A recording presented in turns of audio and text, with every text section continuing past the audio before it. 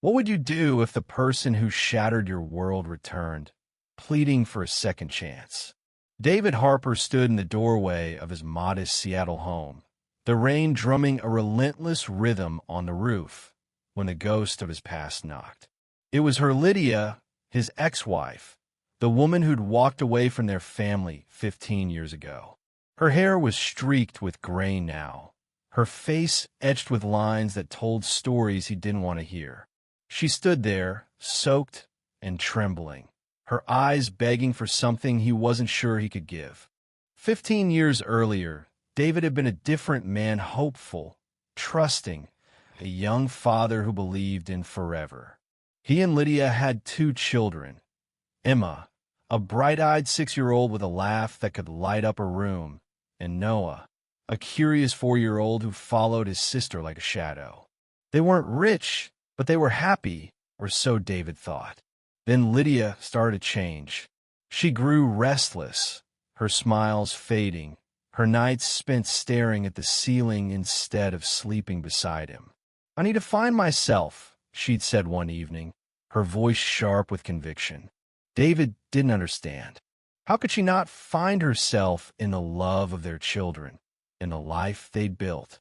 But Lydia was resolute. She signed over full custody of Emma and Noah to David, packed a single suitcase, and left without looking back. The first years were brutal.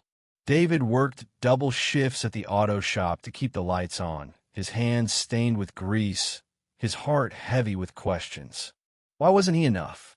Why weren't their kids enough? Emma cried herself to sleep for months, asking when Mommy would come home. Noah, too young to understand, clung to David's leg, his small hands gripping tight. David didn't have answers, only promises. "I'm here," he'd whisper, tucking them in a bed. "I'll always be here." He became both mother and father, learning to braid Emma's hair for school plays, cheering at Noah's soccer games, and hiding his own grief behind a steady smile. The kids grew up strong, despite the hole Lydia left. Emma, now 21, was in college, studying biology with a fierce determination to become a doctor. Noah, 19, was an artist, his sketches filled with vibrant colors that seemed to defy the pain of his early years. David was proud, but the ache of Lydia's absence never fully faded. Then came a twisted, unexpected figure who changed everything. One rainy afternoon, as David sorted through old bills, a letter arrived. It was from Clara, Lydia's older sister, a woman David hadn't seen since the divorce. Clara had always been distant, a free spirit who traveled the world, never settling down. The letter was short but heavy. "David, I've been with Lydia. She's not the woman you remember. She's broken, and she's coming back. Please hear her out." David's hands trembled as he read. Clara's words stirred a mix of anger and curiosity. Why now? What had happened to Lydia in those lost years? Clara's letter was a prelude to the knock on his door that night. Lydia's sudden return wasn't just a shock, it was a collision of past and present. She looked frail, her once confident posture replaced by a slump of defeat. "David," she whispered, "I made a mistake. I want to see them. I want my kids back." Her voice cracked, but David felt no sympathy, only a surge of protectiveness. Emma and Noah weren't hers anymore. They were his to raise, his to love, his to shield from the woman who'd abandoned them. Yet, as Lydia stood there, something in her eyes gave David pause. They weren't the eyes of the woman who'd left. They were haunted, raw, filled with a regret so deep it seemed to consume her. Against his better judgment, he let her in, if only to understand. Over coffee, Lydia told her story. After leaving, she'd chased dreams of freedom, traveling to Europe, joining artist communes, seeking a life without ties. But the freedom she craved turned hollow. She fell into a cycle of fleeting relationships and dead-end jobs, each year stripping away a piece of her. A near-fatal car accident 2 years ago had been her wake-up call. Lying in a hospital bed, she realized the only thing that mattered was the family she'd left behind. David listened, his heart torn between resentment and pity. He wanted to hate her, but the woman before him wasn't the defiant Lydia of 15 years ago. She was a stranger, broken by her own choices. Still, he couldn't forget the nights he'd held his crying children, promising them a love that would never leave. "You don't get to waltz back in," he said, his voice steady but cold. "They're not yours to claim." Lydia nodded, tears streaming down her face. "I know I don't deserve them, but I want to try. I want to be better." David didn't respond. He didn't trust her, not yet. But Clara's letter echoed in his mind, and he wondered if there was a chance for redemption, not for him, but for Emma and Noah.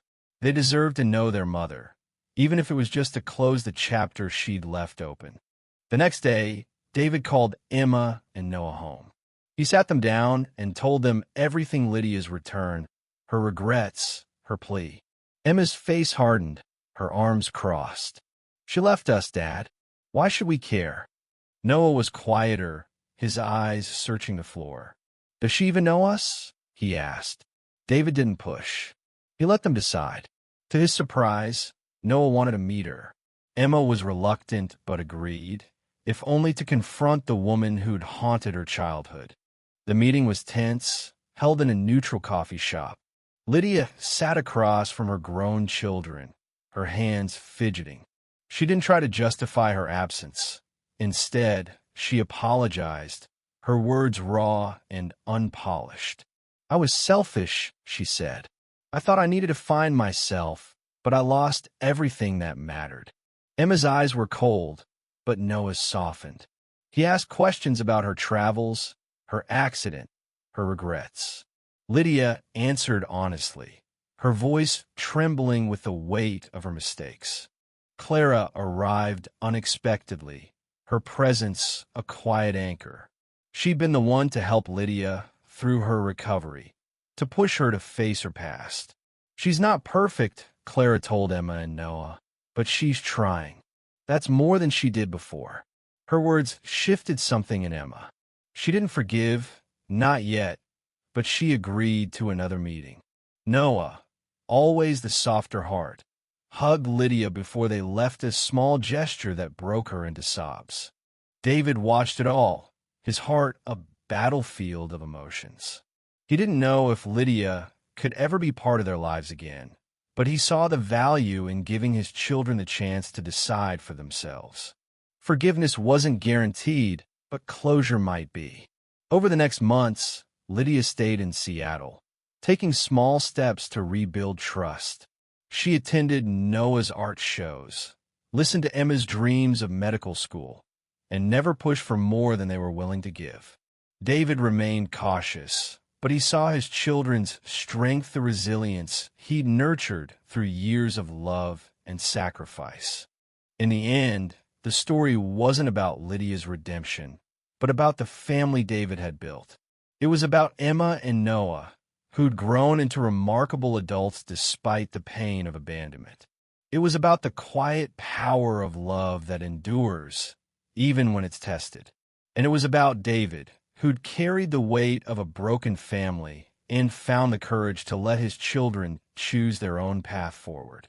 As the rain fell outside his window, David realized that sometimes the greatest act of love is letting go of the past, but of the anger that binds it.